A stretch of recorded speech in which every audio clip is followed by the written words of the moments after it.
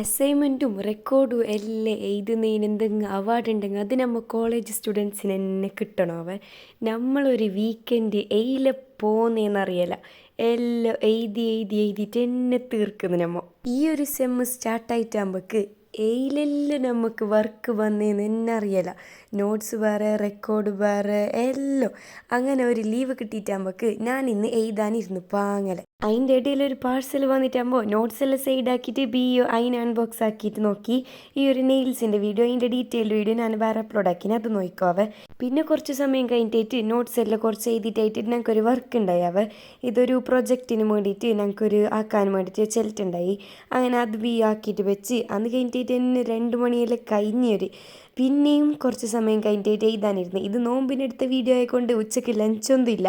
അങ്ങനെ പിന്നെയും റെക്കോർഡെല്ലാം എഴുതിയിട്ടായിട്ട് വൈകിട്ടാകുമ്പോൾ നല്ല നോമ്പെല്ലാം തുറന്നിട്ടായിട്ട് രാത്രി ഒരടിപൊളി ചർമുറ് തിന്ന്. അപ്പോൾ കണ്ടില്ലേ, നമ്മളെ സ്റ്റുഡൻസിൻ്റെ ഒരു വീക്കെൻഡ് ഇത്രയേ ഉള്ളൂ, നോട്ട്സും അസൈൻമെൻറ്റും.